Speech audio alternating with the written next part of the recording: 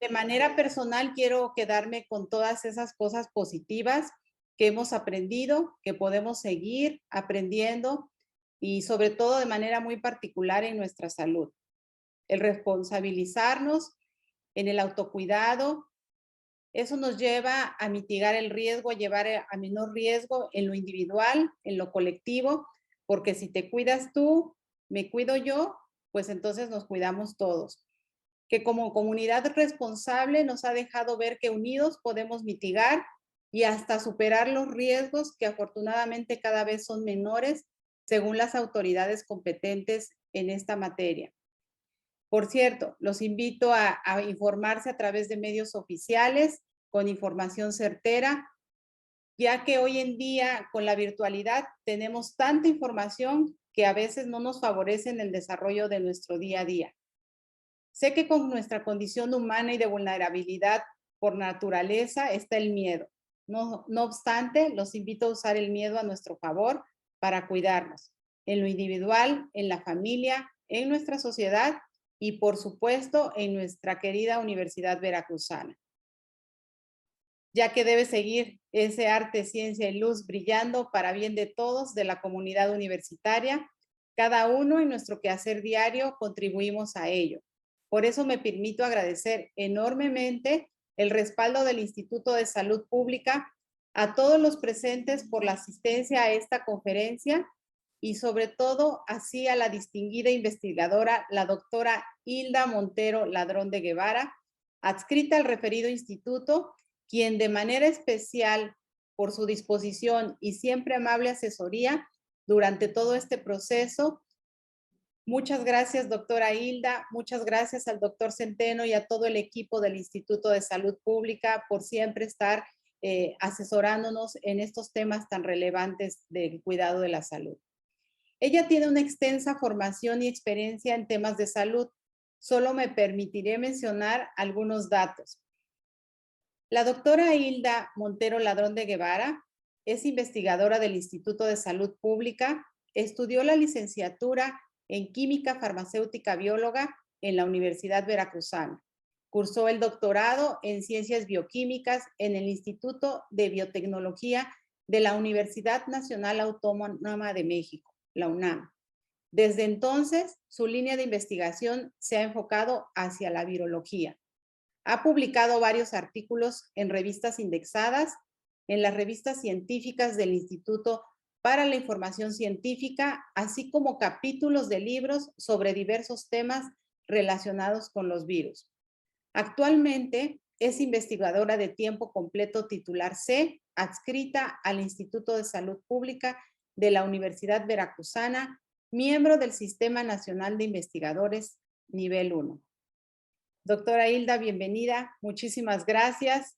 Muchas gracias a todos y a cada uno de los asistentes y por supuesto, a la Dirección General de Recursos Humanos por la organización de este evento. Y sin mayor preámbulo, es una satisfacción dar inicio a la conferencia titulada Medidas de Prevención de la Propagación del Virus SARS-CoV-2. Muy buenas tardes a todos y a todas. Gracias, maestra Lisbeth. Es para mí un placer estar aquí con ustedes. A nombre del doctor Roberto Centeno, agradecemos la invitación.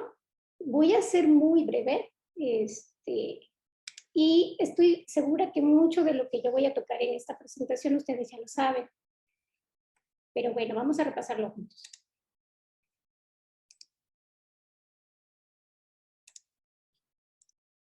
Muy bien. Hablar del SARS-CoV-2 y de la COVID-19, vaya, podemos pasar hablándonos horas, diferentes enfoques, sumamente importantes, interesantes. Sin embargo, bueno, lo que nos trae aquí es hablar un poco de las medidas de prevención. Voy a hablar muy brevemente de lo que es el virus. En esta diapositiva yo muestro una imagen que representa al SARS-CoV-2, que su nombre proviene del inglés. Este es el virus del síndrome respiratorio agudo severo, tipo 2, porque hay uno que le precede en el 2019, es un virus similar que se denomina como SARS-CoV. Bien, los virus son muy pequeños. Ay, permítanme.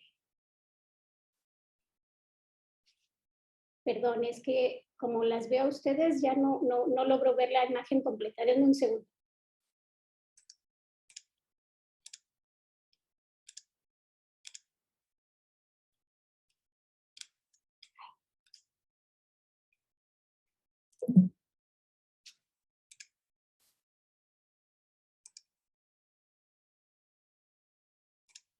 Bien, les comentaba que los virus son muy pequeños. Digo, recientemente se han descubierto virus gigantes, pero no es lo que nos trae esta plática. Y lo que les muestro en esta imagen, aquí se puede ver SARS-CoV-2.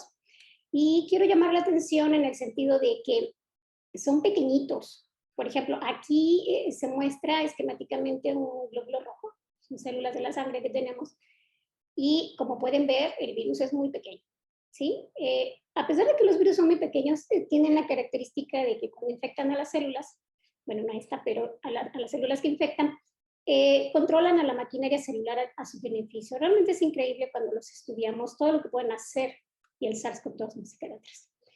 Los virus cuando se replican, es decir, cuando nos infectan a nuestras células, generan muchísimos virus. O sea, nosotros no podemos decir, como no se consideran vivos, no podemos decir que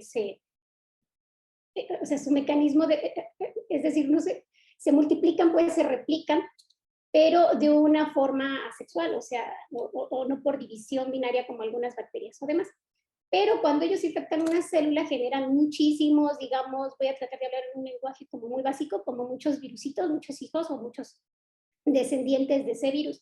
Y entonces son muchísimos los que se generan y en esos procesos los virus pues van cambiando. Yo siempre pongo el ejemplo de que cuando tú te casas y tienes un hijo, bueno, tus hijos tienen las características combinadas del papá y la mamá.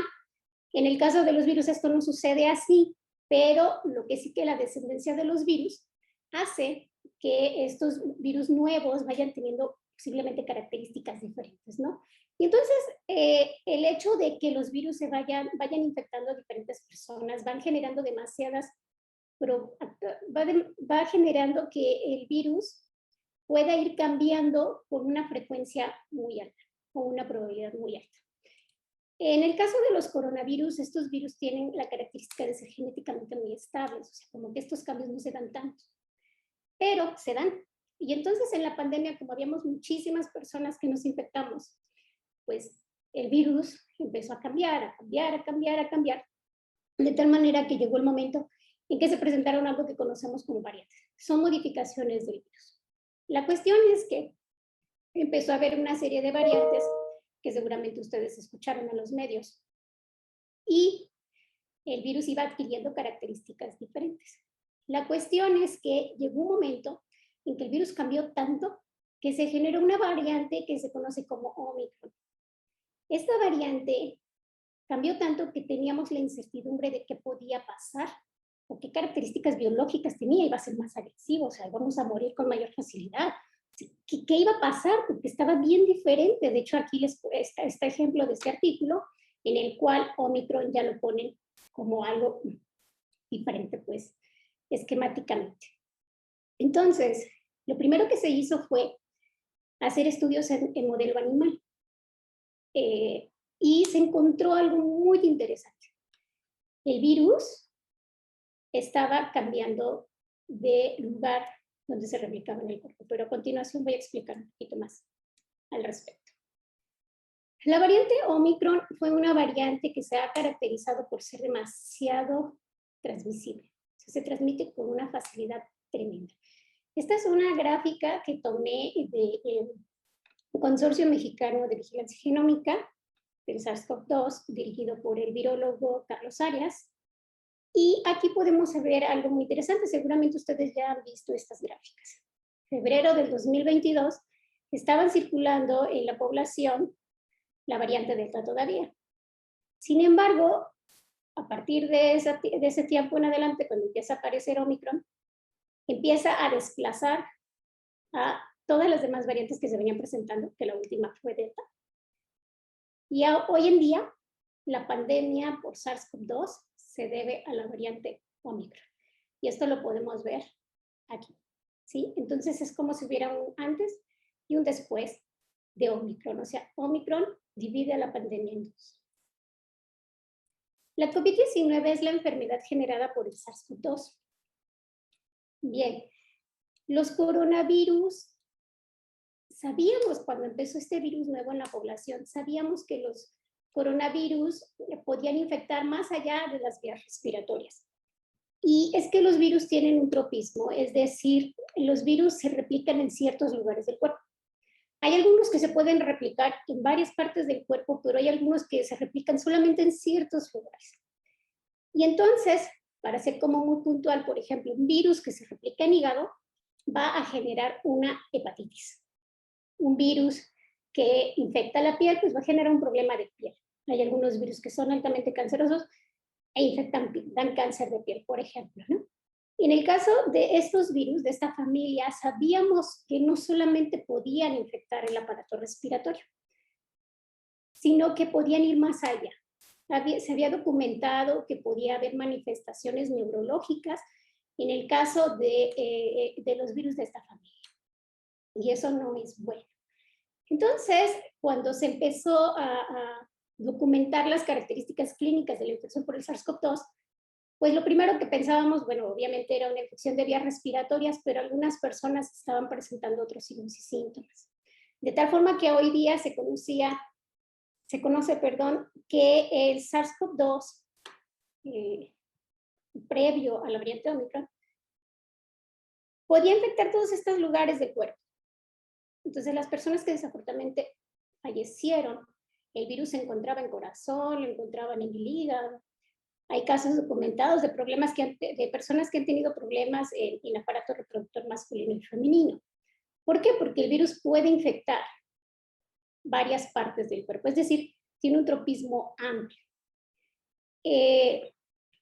Muchas personas manifestaban problemas neurológicos y bueno, se ha asociado al COVID largo, al COVID persistente, a las secuelas de la infección del virus en diferentes lugares del cuerpo. Bien. Cuando se presentó Omicron, les comento y repito, teníamos la incertidumbre de qué iba a pasar, porque era un virus muy diferente. Y afortunadamente lo que se encontró, tanto en modelo animal y ahorita ya está documentado totalmente en muchísimas publicaciones, es que Omicron cambia su tropismo y preferencialmente se replica en vías respiratorias superiores. Esto es algo muy bueno porque las variantes Delta a las anteriores podían replicarse en pulmón y en otras partes, pero cuando se replicaban aquí generaban una insuficiencia respiratoria, que era por lo cual muchas personas se intubaban y perdían la vida. Entonces, ¿qué pasó? Bueno, les comento que depende de dónde se replique el virus, pues van a estar asociados ciertos signos y síntomas. Y en ese sentido yo hice esta tablita, en la cual estoy comparando el cuadro clínico de la COVID, de la variante Delta hacia atrás, versus lo que se está presentando y estamos viviendo hoy día con Omicron. Bien, básicamente el dolor articular, la fiebre, perdón, el dolor de articulaciones, el dolor muscular, dolor de cabeza, tos, son signos y síntomas que se presentan en ambos casos.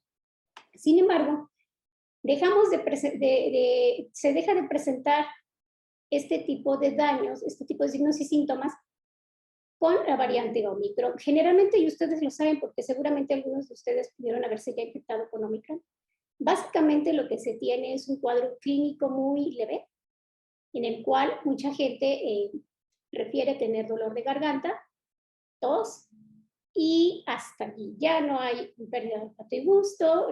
Estoy hablando de la mayoría de los casos. Insuficiencia respiratoria o algún otro tipo de daños en el organismo. Entonces, el cuadro clínico generado por Omicron es muchísimo más limitado. Pero bueno, obviamente todo esto depende de la persona, de sus condiciones, no solamente del patógeno. Al final de cuentas, lo que pudimos ver desde el inicio de la pandemia es que había personas que no les pasaba nada y había personas que totalmente perdían la vida. Y entonces, este grupo de personas que no tenían ni signos y síntomas, se les conoce como asintomáticos. No presentaban signos y síntomas, pero se infectaban y transmitían el virus. Eso es algo muy importante.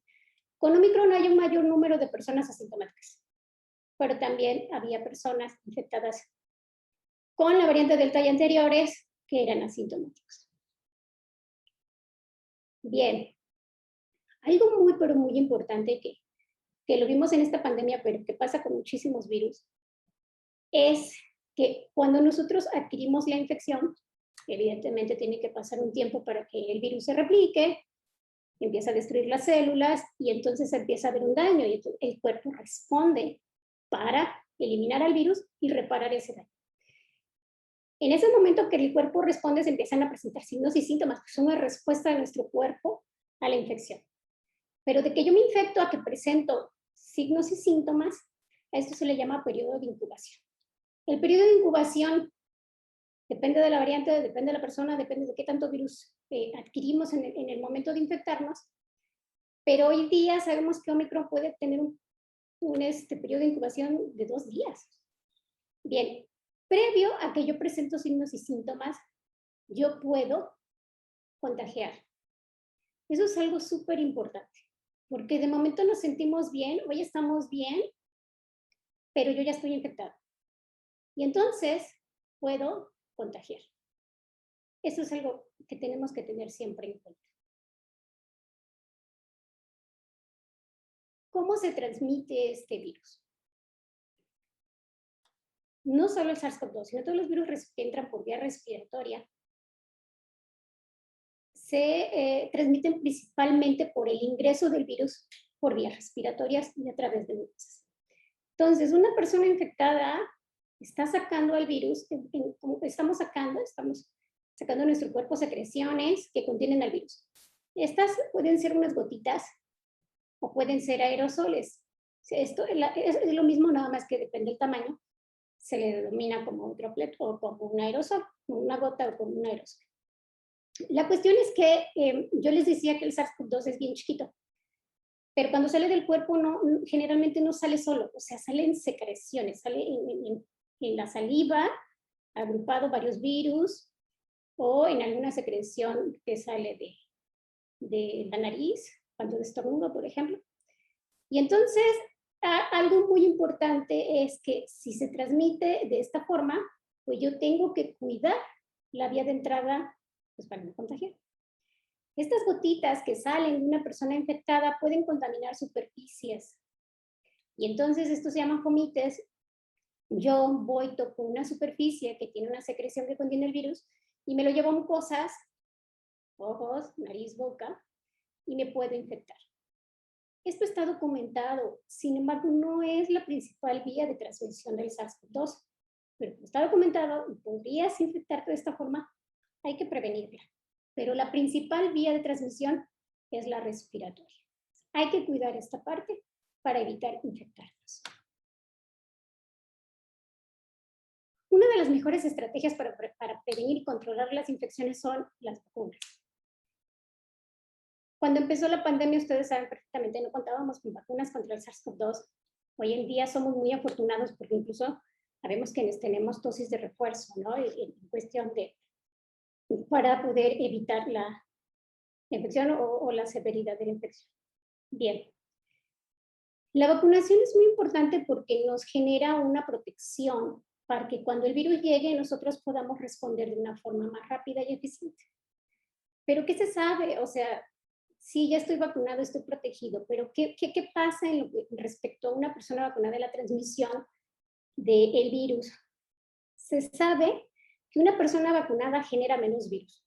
Ya tengo una protección, entonces llega el virus, mi cuerpo reacciona, responde y entonces se limita la cantidad de virus que se genera.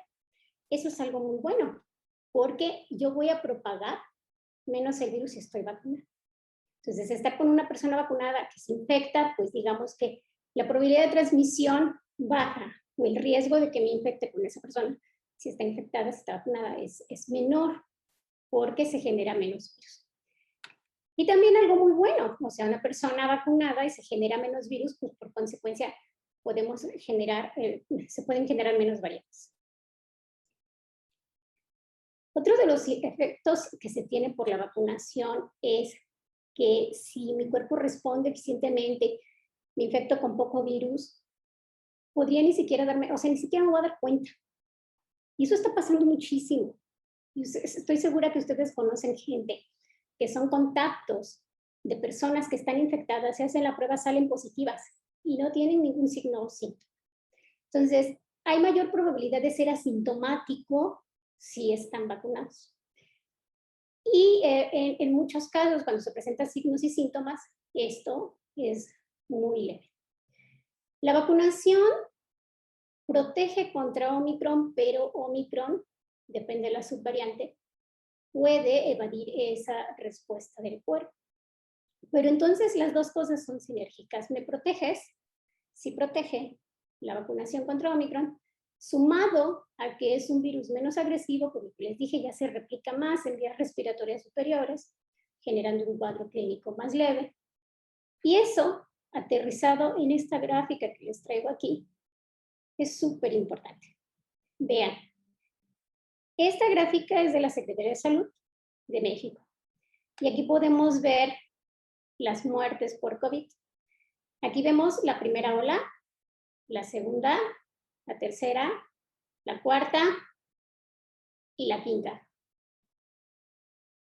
Esto es una maravilla. Estamos teniendo poca cantidad de muertes en esta quinta ola. ¿Por qué? Pues les digo, ya estamos vacunados y Omicron es una variante menos agresiva. Desafortunadamente sigue habiendo muertes. La gran mayoría son personas que no están vacunadas o personas que tienen algún problema de salud. Bien, la vacunación es algo que nos va a ayudar muchísimo para evitar propagar el virus y para evitar no infectarnos, porque sí te vas a infectar, pero para evitar tener un cuadro clínico severo. Pero, ¿qué otras medidas podemos tener para poder evitar que nos infectemos? Bien, la ventilación es clave. La ventilación, pues no es de que se sepa apenas ahora con SARS-CoV-2, o sea, son medidas que se han utilizado, se utilizan muchísimo en la prevención de la propagación de virus respiratorios. Entonces, sabemos perfectamente bien que mantener un área ventilada va a ayudar a evitar a que yo inhale e ingrese el virus a mi cuerpo.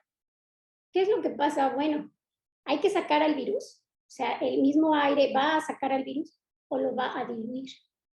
Entonces, si yo por aquí tengo, alguien viene y deja aquí, exhala, habla sin cubrebocas y deja contaminado, la ventilación, el movimiento con el aire, pues va a evitar que yo tenga una carga de virus cerca.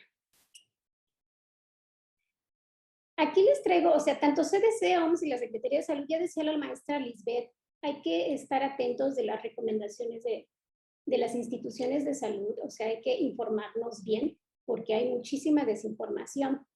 Y bueno, yo traigo aquí capturas de pantalla, lo hice con la intención de que vean de que lo tomo de esas páginas. Y algo que les traigo aquí, miren, porque a veces pensamos que tenemos que tener una ventilación, así un flujo de aire como muy grande para poder sacar el virus. Acuérdense que los aerosoles son chiquitos y las gotitas grandes pues van a caer a las superficies. Entonces lo que tenemos aquí, el virus lo tenemos que diluir, tiene que salir. O sea, no lo tenemos, hay que evitar tenerlo aquí para que pueda entrar. Entonces miren, por ejemplo, esto que marqué aquí que dice que con una brisa suave se puede reducir rápidamente las concentraciones del virus. Insisto, no es que tengamos que tener algo así muy ventilado y el aire aquí pegándome. No, simplemente hay que abrir ventanas y puertas para que pueda haber una corriente de aire y esas pequeñas gotitas puedan salir y el virus se diluya. Y tengamos menor riesgo de infección, pues. El uso de la mascarilla, una medida muy importante para evitar la infección y la propagación del virus. La mascarilla evita la salida de las gotitas que contienen a los virus. Aquí podemos ver en la imagen cómo la salida de esas gotas se reduce. Aquí todo queda pegado o adherido al cubrebocas. Bien, el uso del cubrebocas al principio fue muy cuestionado y creo que eso generó mucho ruido para que algunas personas no quieran usar el cubrebocas. Hay estudios que se han hecho en condiciones controladas, o sea, las recomendaciones de las instituciones de salud pues se basan siempre en estudios, en investigaciones que se hacen para poder recomendar a las personas qué es lo mejor de hacer para prevenir la infección. Entonces, hay muchísima información ya publicada de cómo el uso de la mascarilla reduce el contagio. Y, por ejemplo, había una publicación que estaba viendo que en Alemania, es que depende cómo lo midas, pero, por ejemplo, en Alemania, el hecho de que estuvieron usando cubrebocas redujo los contagios en un 50%. ¿Sí? Y ese es un pequeño estudio que se hizo. Seguramente van a salir más publicaciones respecto a qué tanto se redujo la propagación del virus o cuántos casos se evitaron de infecciones con el uso de esta medida. Es bien importante que sepamos que los cubrebocas que tienen filtro no deben de usarse, porque si bien este filtrito filtra al aire cuando entra, cuando sale, expulsa todo. Entonces no está filtrando nada para salir. Y si estás infectado, pues está sacando el virus por este filtro. Estas mascarillas no deben de usarse. Se ven bonitas, pero no deben de usarse. Y algo bien importante, para prevenir la propagación del virus, quien es más importante que use la mascarilla es la persona que está infectada. Lo mismo que podemos ver en esta imagen. Si estás infectado y tengo la mascarilla, va a salir el virus en poca cantidad. A diferencia, y la persona que sí, si una persona usa mascarilla que no está infectada y el que está infectado usa la mascarilla, el riesgo de infección baja.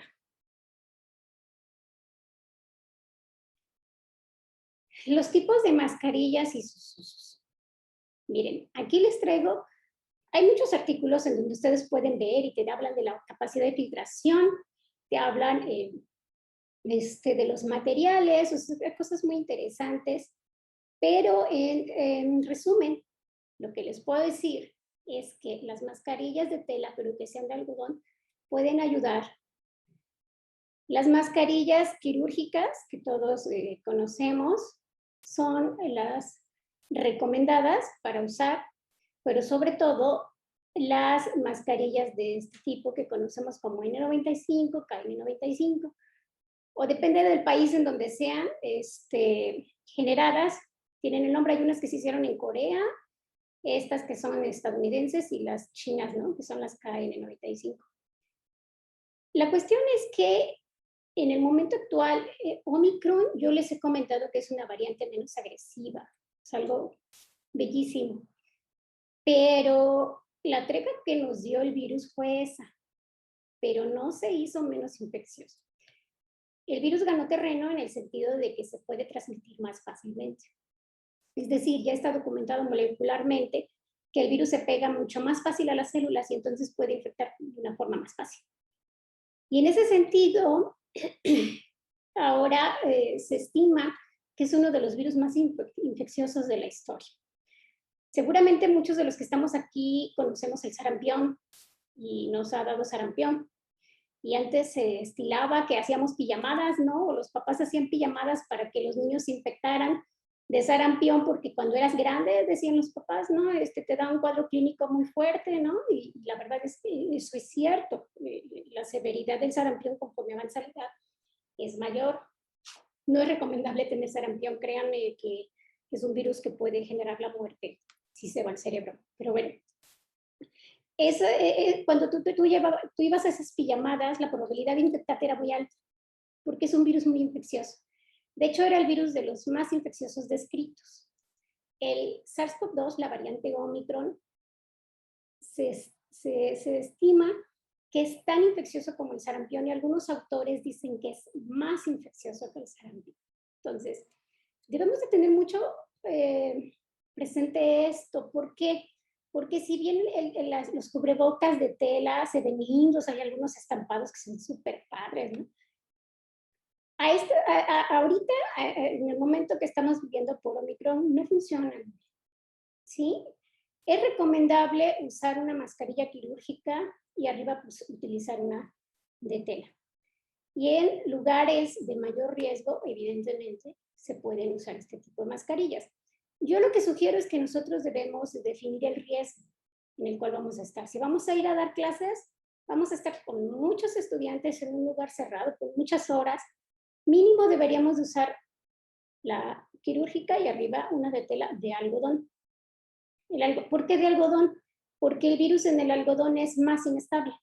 Y entonces, entre más absorbente sea la superficie, más inestable es, más rápido se inactiva. Entonces, esta combinación sería buena.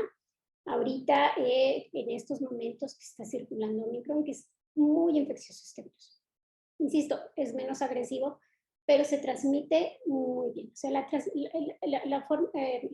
el que también se transmite no tiene nada que ver con la agresión, con la agresividad del virus, con la virulencia del virus. Estas mascarillas al principio se estaban limitando al uso del personal médico, lo cual era totalmente lógico, eran quienes estaban más expuestos y necesitaban mayor protección. Siguen necesitando la protección, ¿no? A lo que voy es de que antes el público, o sea, nosotros no teníamos acceso a este tipo de mascarillas. Hoy día ya las venden a la población en general y las podemos adquirir. Ojo, estas mascarillas, las N95 o las KN95, deben de ser certificadas. Si no están certificadas, no nos están garantizando la eficiencia de filtración que se dice que tienen. Entonces, deben de tener ciertas características, la marca, el modelo, el tipo mascarilla, el número de registro, ¿sí? Entonces, por favor, cómprenlas con proveedores serios y que les den los certificados de las mascarillas que van a utilizar. Bien. Algo muy importante que se venía haciendo en la pandemia. Miren, en esta pandemia ha sido prueba y error. Y es muy natural, porque empieza a circular un virus del que no conocíamos y entonces, pues, vamos a probar esto y vamos a hacer lo otro. Y todos, como dijo la maestra Lisbeth, el miedo al principio y hasta el momento seguimos teniéndolo, pues es algo natural. Pero muchas empresas empezaron a promover cierto tipo de medidas que realmente no tienen, o hoy sabemos que no tienen como un beneficio, ¿no? Y ustedes lo saben, por ejemplo, estas cosas que ponían y que pasabas y te echaban un montón de quién sabe qué cosas, que te suponen que te desinfectaban, pues no tiene sentido. Pasas allí, pasa alguien, te tose y ya te infectó otra vez, te contaminó. O sea, realmente no tenía como mucho sentido, la verdad es que es mucho gasto. Y entonces, las medidas de prevención tienen que estar documentadas de que funcione. Una de las cosas que se solía hacer era una desinfección ambiental o aérea. ¿Por qué al principio se creía que podría ayudar? Porque eso tiene que ver mucho con la estabilidad del virus en el ambiente. O sea, llega alguien infectado, todo se estornuda, ojo, sin cubrebocas, y entonces pues ya deja ahí contaminado el ambiente y a lo mejor está por horas allí, entonces hay una carga viral en el ambiente pues importante. Y entonces se empezó a hacer una desinfección aérea o ambiental porque esos virus que estaban allí tenían cierta duración y lo primero que se empezó a reportar es que el SARS-CoV-2 podía estar infeccioso en el ambiente por 3 horas o hasta 16 horas, depende del estudio, depende de las condiciones del estudio y demás. Entonces, con base en esto, se consideró que hacer esa desinfección en el ambiente era pertinente. Y la verdad es que la ventilación es lo mejor, que pues lo saca, no necesitas echar ningún desinfectante. Hoy día, y este artículo acaba de salir recientemente en una de las mejores revistas de Estados Unidos, se utilizó algo muy sofisticado que se llama CELEPS. Y allí hacen simulan como las condiciones reales del ambiente. Y lo que se encontró es que este virus no es muy estable en el ambiente. Y eso es muy bueno. Eso es muy bueno. ¿Esto qué significa? Significa que yo necesito un contacto muy cercano y prolongado con alguien infectado y sin cubrebocas. Este artículo sugiere que el SARS-CoV-2 se mantiene infeccioso por menos de 20 minutos en un aerosol. Entonces, si alguien está infectado hoy y nos vamos, regresamos mañana, el ambiente está limpio. teóricamente. ¿Sí? Entonces, es importante conocer todo este tipo de resultados porque nos permiten a nosotros tomar las mejores decisiones para evitar la propagación del virus, pero siempre basados en evidencia científica. Las desinfecciones aéreas podrían utilizarse, seguramente sí en algunos hospitales los usan porque evidentemente hay pacientes que están ahí, hay procedimientos médicos que hacen que se aerolice el virus y hay virus en muchísimas cantidades y son áreas que muchas veces no se pueden ventilar de forma natural y entonces sí podría hacerse una desinfección aérea. No es que no funcionen las desinfecciones aéreas o ambientales, al final de cuentas eso sí funciona, pues. Pero la cuestión es qué tan pertinente o qué tan necesario es hacer. Si se quiere hacer una desinfección aérea o ambiental, lo que se tiene que hacer es utilizar desinfectantes aprobados por la Agencia de Protección Ambiental de los Estados Unidos. La misma Secretaría de Salud de México refiere a la EPA como una de las instancias que dicta cuáles son los desinfectantes que se pueden utilizar. La EPA nos clasifica a los virus como qué tan fácil puedes o no romperlos, o sea, qué tan fácil puedes o no inactivarlos. Y en ese sentido hay una escala del 1 al 3. Y aquí podemos ver, por ejemplo, en la página de la EPA, cómo tienen ya clasificado al virus de la viruela símica, que es un problema de salud pública actualmente, al SARS-CoV-2 y sus variantes, están clasificados en el nivel 1 de esta clasificación de la EPA. Quiere decir que son virus que se pueden inactivar fácilmente. Entonces, si ustedes quieren consultar esta página, lo pueden hacer, está muy interesante. Y les desglosa una serie de información muy importante para que ustedes puedan saber qué usar para poder inactivar cierto virus. Y entonces, por ejemplo, aquí podemos ver que el etanol se puede utilizar para virus tipo dentro del grupo 1, ¿sí? Y algo bien importante, por ejemplo, ustedes pueden ver que ciertos virus que son del tipo 1 se inactivan en 30 segundos utilizando etanol. Entonces, en virología, créanme que uno de los desinfectantes que más utilizamos es el etanol y otro es el cloro. No necesitamos desinfectantes más agresivos, pues, para inactivar a los virus. Entonces, durante la pandemia empezó a haber un montón de empresas que te vendían un montón de cosas que sí van a inactivar al virus, pero que suelen ser tóxicas. Entonces hay que tener muchísimo cuidado de lo que usamos. Y luego hay algunas cosas que nos las ponemos en la piel. Y bueno, hay algunos compuestos que pueden penetrar la piel y son tóxicos. Entonces no tiene ningún sentido.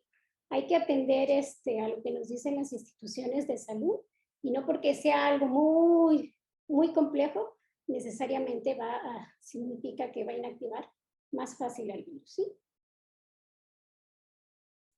Bueno, esto ya lo comenté, que la desinfección ambiental sí puede proceder, pero siempre debe de ser evaluado la pertinencia de hacerla por expertos y con qué se va a hacer es muy importante.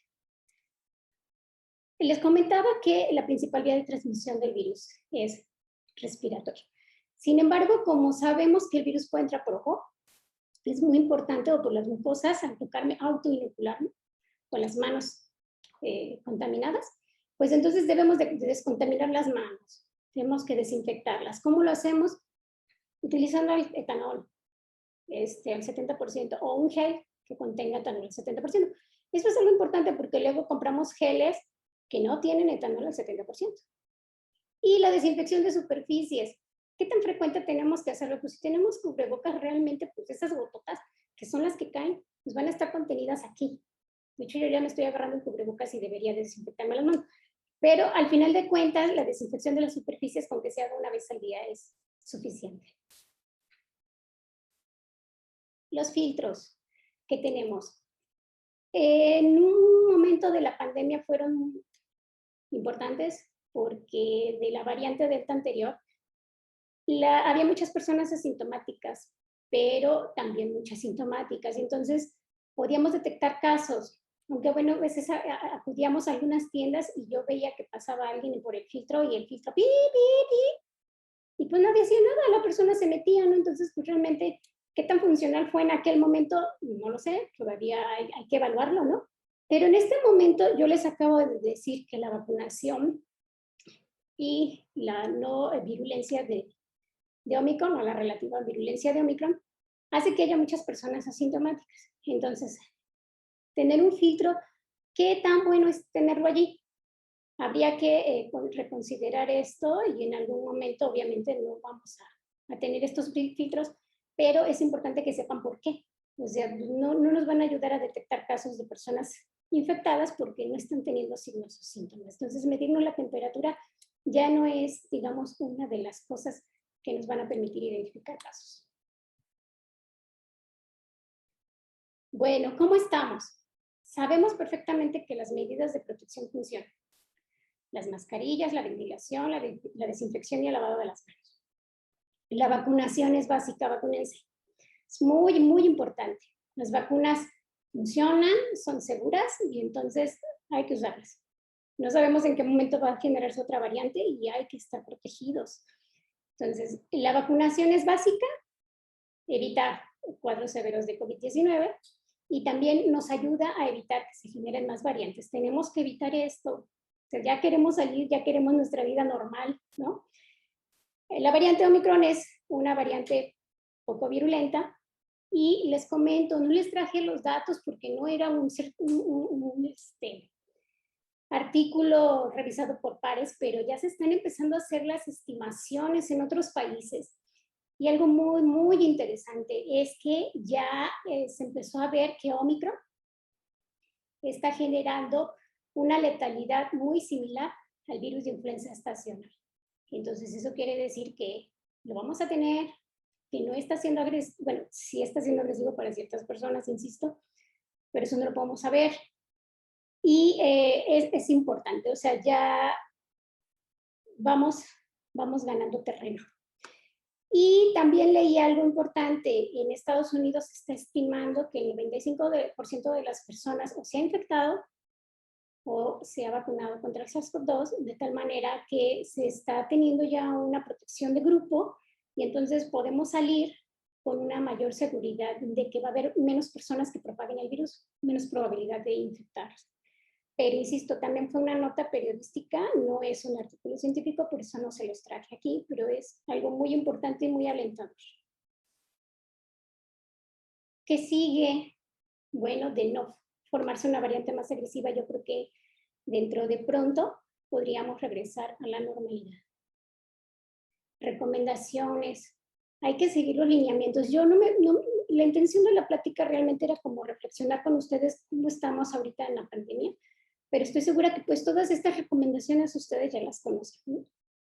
El uso del cubrebocas que tiene que estar bien ajustado, que si lo toco me desinfecto las manos, los materiales y demás. Todo esto está abordado por las universidades y por las autoridades universitarias en diferentes lineamientos. La Rectoría, la Secretaría Académica, el SAP, la Dirección General de Recursos Humanos y el CISV, al igual que el Instituto de Salud Pública, han establecido lineamientos que son de apoyo para poder evitar la propagación del virus en las instalaciones universitarias. Entonces, hay que seguir todas las recomendaciones de nuestras autoridades. Debemos de ser muy sensibles y si tenemos algunos signos y síntomas, pues no acudir al trabajo. O sea, ayudemos a evitar que el virus se propague. No bajemos la guardia. Estoy segura que todos vamos a estar bien si nos cuidamos entre todos. Por mi parte sería todo. Muchas gracias.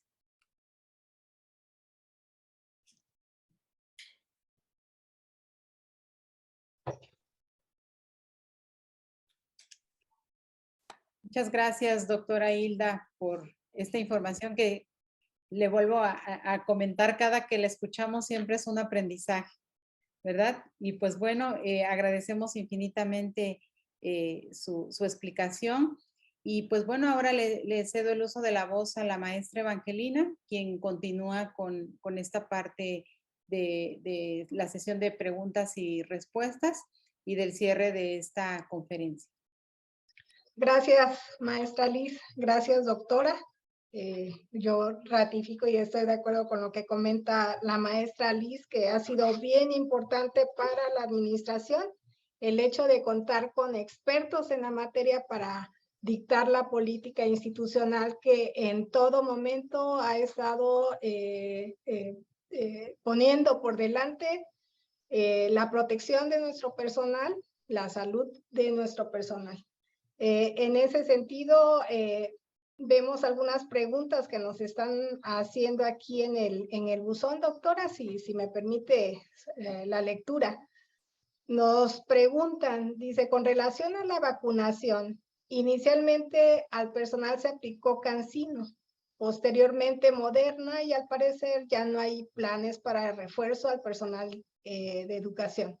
Me parece que cada persona debe de decidir cuál tomar como refuerzo. La pregunta es, ¿cuál?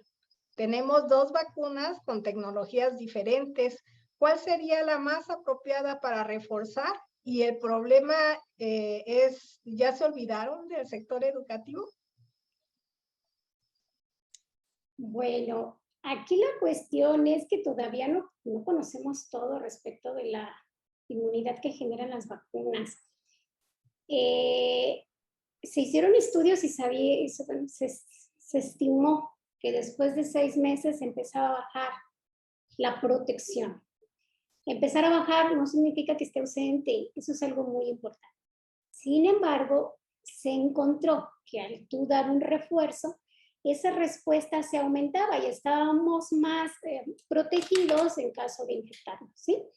Ahora, con este refuerzo y combinación de plataformas diferentes, todavía no sabemos qué tanto puede durar la protección.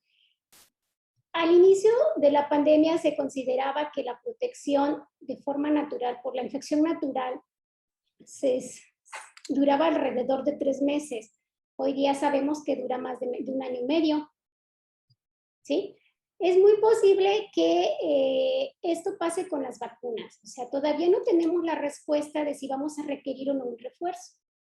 En dado caso, yo creo que sí, si esto, depende cómo siga, ojalá y esto llegara a disminuir, ¿no? O sea, esto que les digo que las personas vacunadas generan menos virus, hay menos probabilidad de variantes, vamos a esperar a ver si el virus como que empieza a establecerse con menos casos en la población, entonces habrá que esperar para ver si realmente vamos a requerir un refuerzo. Eso por una parte. Segunda, hay varias plataformas de vacunas. ¿Cuál me debo de poner?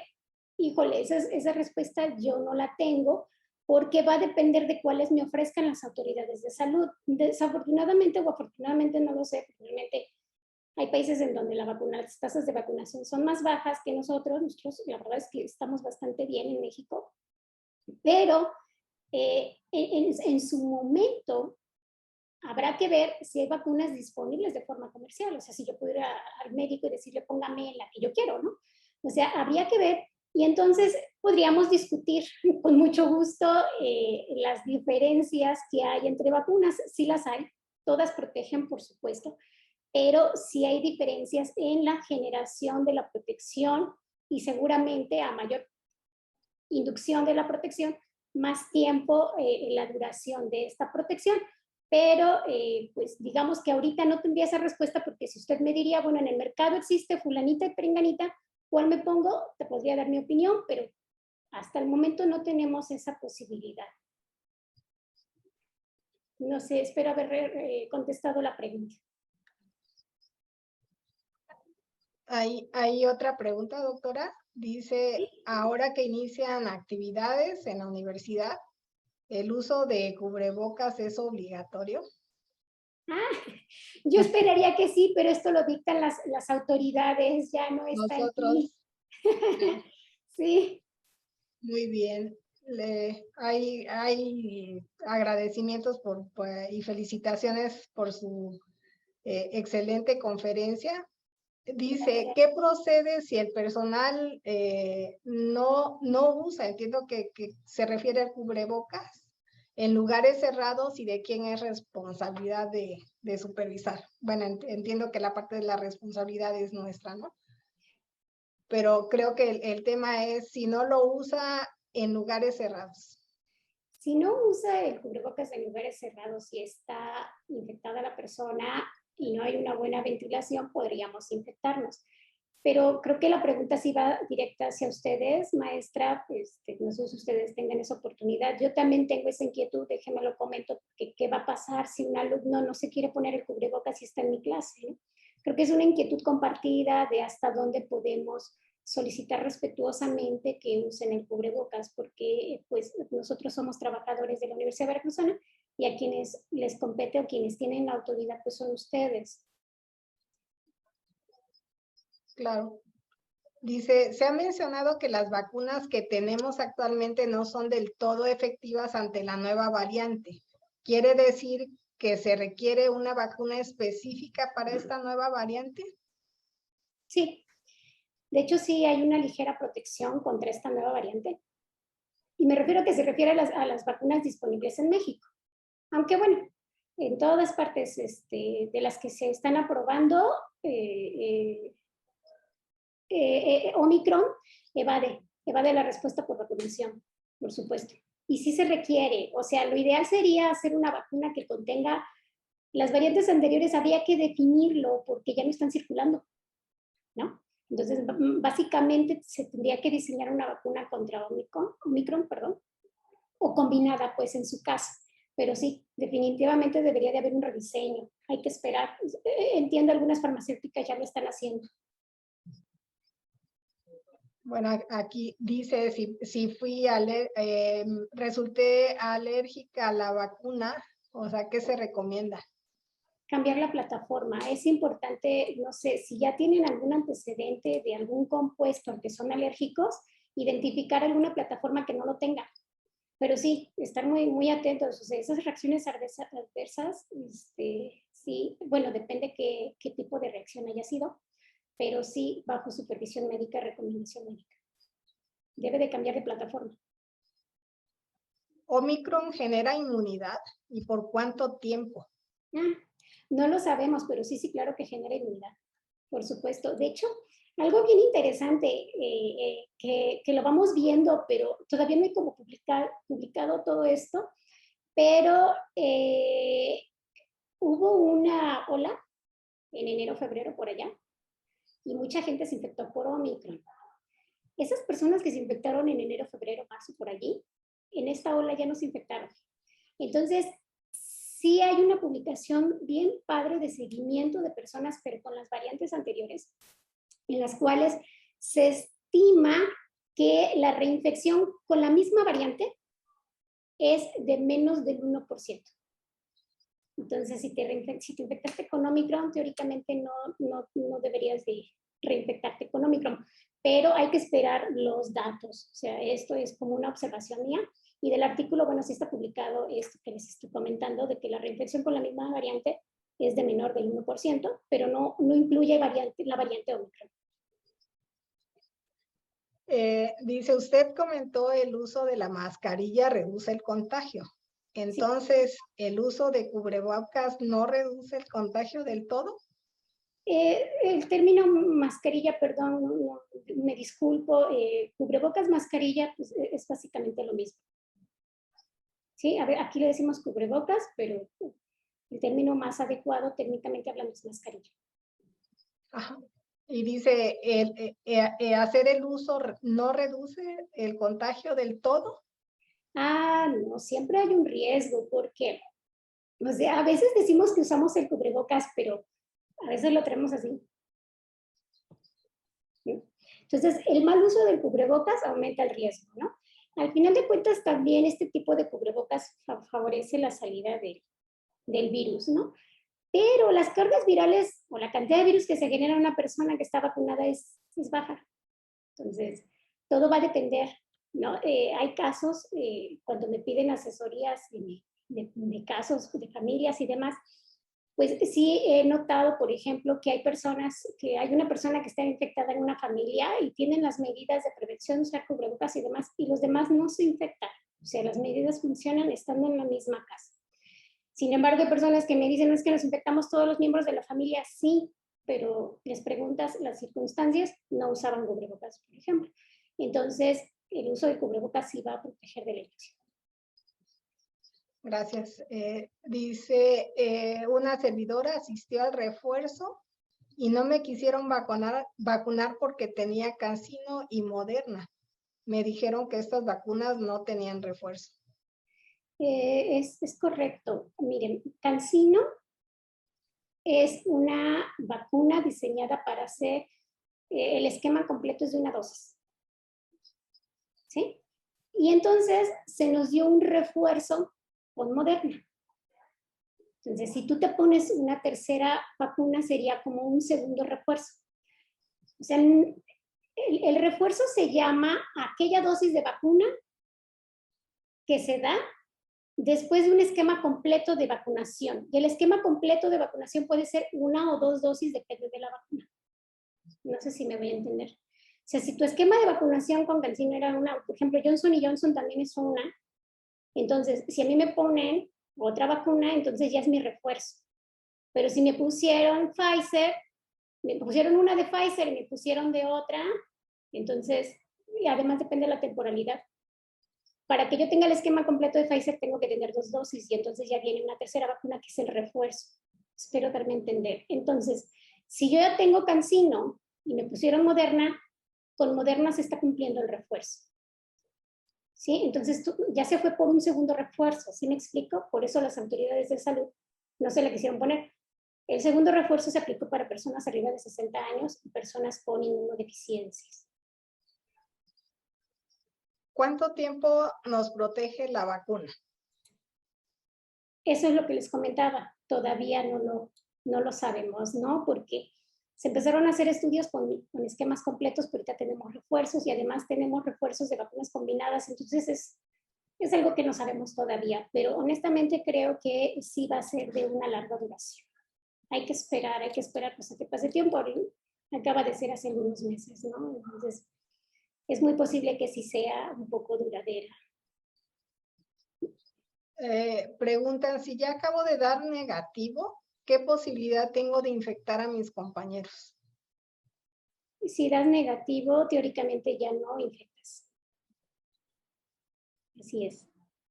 Dice, ¿se debe hacer estudios después de los 5 días de tener el virus?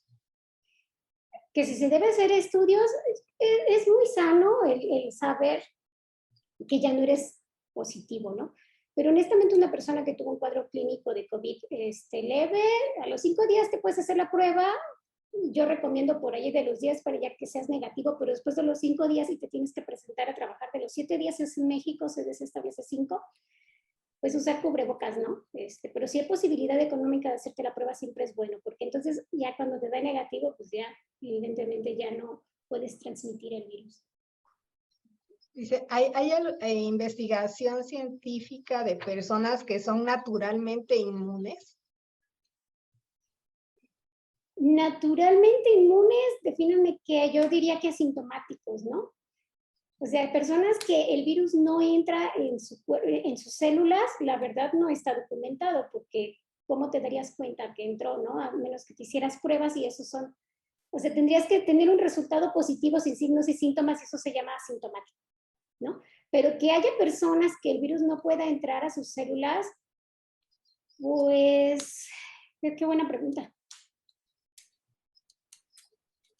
El receptor está en muchísimas partes, hay entrada independiente de AC2. Muy buena pregunta. Yo creo que no habría manera de saberlo.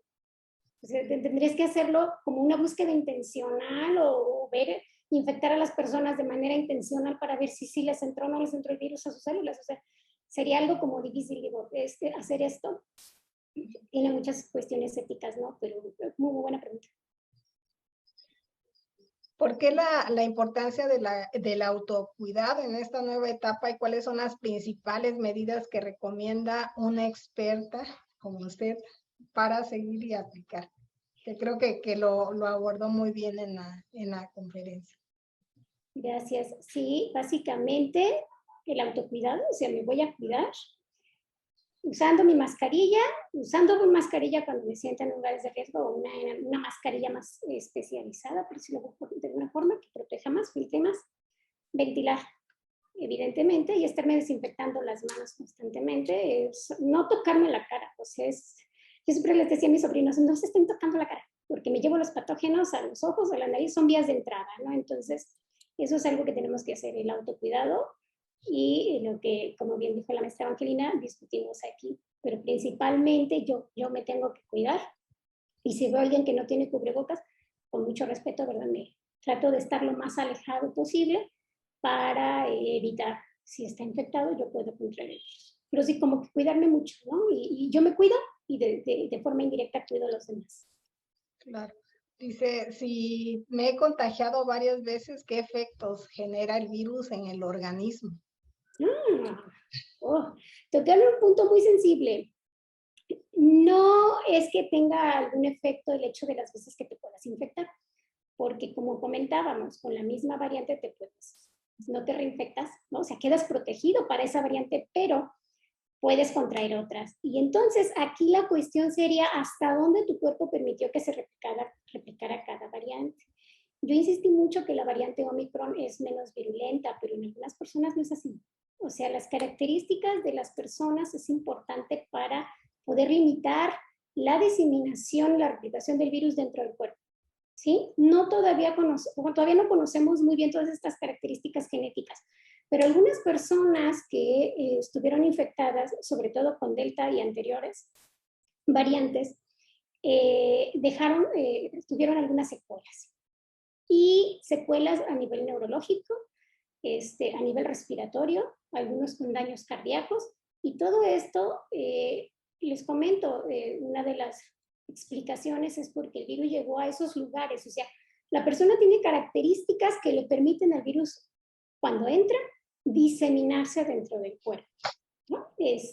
Sí, ya hay estudios genéticos y se han encontrado algunas moléculas que desde el punto de vista de la virología permiten una mayor replicación del virus dentro del cuerpo, y no tiene que ver mucho con la edad, bueno, sí, obviamente, pero muchas personas sanas tenían cuadros clínicos de COVID severo, jóvenes y sanas, y mucho de eso tenía que ver con el hecho de que genéticamente sus características pues hacían que el virus pudiese llegar a varios lugares de su cuerpo y replicarse y dañar. Entonces quedaron con secuelas que todavía no sabemos si se pueden revertir o no.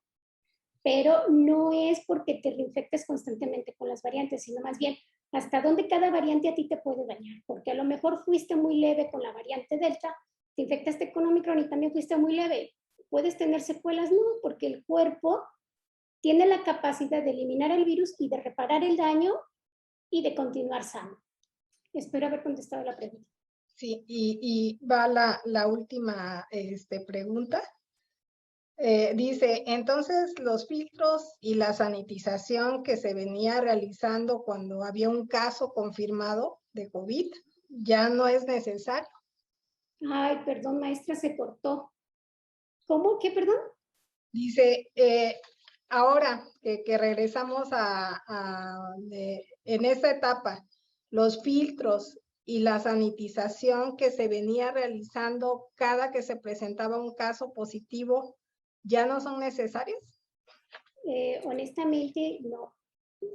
Yo no los veo necesarios. La sanitización que le llamábamos, les comentaba, ya se sabe que la estabilidad del virus en el ambiente es de alrededor de 20 minutos. Puede durar un poco más, dependiendo de la humedad relativa, de las temperaturas y demás.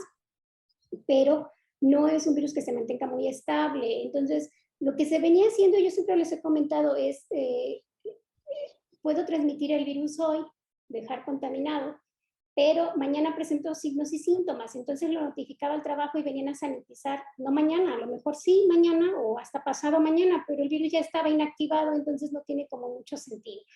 En ese sentido tendríamos que estar echando desinfectante todo el tiempo, porque no sabemos en qué momento estamos infectados asintomáticos, o sea, en el periodo de incubación, y estamos sacando el virus. Por eso las medidas de protección son súper importantes.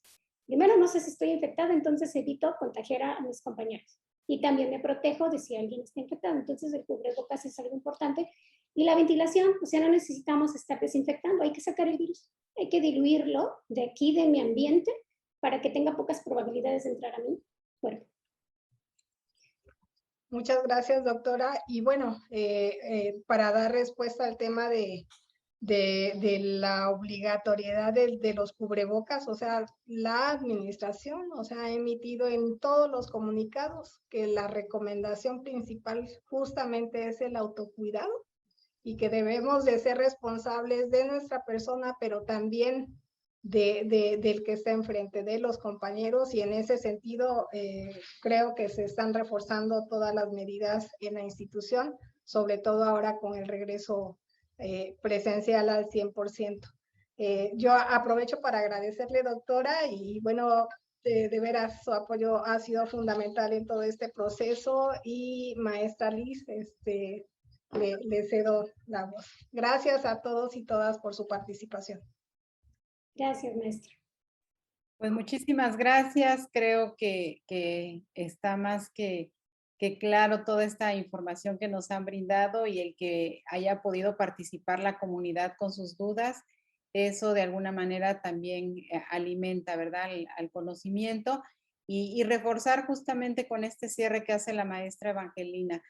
Es importante, y lo que usted ha comentado en el transcurso de la ponencia, pues el autocuidado es lo que de alguna manera nos va a ayudar porque vamos a estar conscientes de la importancia que es el cuidarnos nosotros, y nos cuidamos todos y cuidamos a la comunidad.